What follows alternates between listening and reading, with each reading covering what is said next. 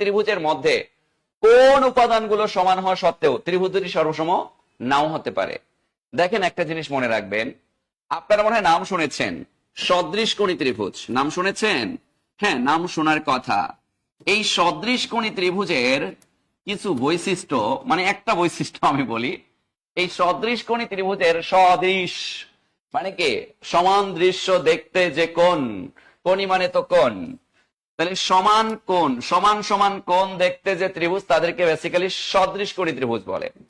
ধরেন একটা ত্রিভুজের এই তিনটা কোণের সমান আমি যদি আরো একটা ত্রিভুজ আঁকি, তখন এই একটা ত্রিভুজের তিন কোণ অপর ত্রিভুজের তিন কোণের সমান হইলে তাকে আমরা সদৃশকোণী ত্রিভুজ বলি।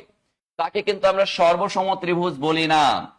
সর্বসম ত্রিভুজ হওয়ার জন্য যে শর্ত, একটি ত্রিভুজের দুই বাহু অন্তর্ভুক্ত কোণ অপর ত্রিভুজের দুই বাহু অন্তর্ভুক্ত কোণ সমান হতে পারে। একটি ত্রিভুজের তিন বাহু অপর ত্রিভুজের তিন বাহু সমান হতে পারে। একটি ত্রিভুজের একটি কোণ অন্তর্ভুক্ত দুই বাহু অপর ত্রিভুজের একটি কোণ অন্তর্ভুক্ত দুই বাহু সমান হতে পারে। এক কথায় একটা ত্রিভুজের তিন কোণ অপর একটা ত্রিভুজের তিন কোণের সমান। এই একটা বৈশিষ্ট্য ব্যতীত বাদ বাকি সবগুলোই আমরা সর্বসম বৈশিষ্ট্যে নিতে পারি। কিন্তু কখনো যদি আমাকে বলা হয় নিচের কোণটি সর্বসম ত্রিভুজের বৈশিষ্ট্য নয়, তাইলে মনে রাখবেন যে তিন কোণ, একটা ত্রিভুজের তিন কোণ অপর ত্রিভুজের তিন কোণের সমান হইলে তাকে আমরা সদৃশকোণী ত্রিভুজ বলি।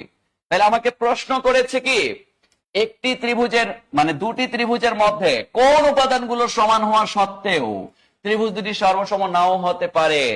তার মানে সর্বসম হবে না শুধুমাত্র একটা ত্রিভুজের তিন কোণ অপর ত্রিভুজের তিন কোণের সমান হইলে। এটা শুধুমাত্র সদৃশকোণীর জন্য প্রযোজ্য। তাহলে আমরা এখান থেকে একটা সূক্ষ্ম অবজারভেশন করতে পারলাম যে এটার উত্তর হবে মিস্টার ক। অর্থাৎ একটির তিন কোণ অপরটির তিন কোণের সমান যদি আমাকে বলে, তাহলে সেটা সদৃশকোণী ত্রিভুজ হয়।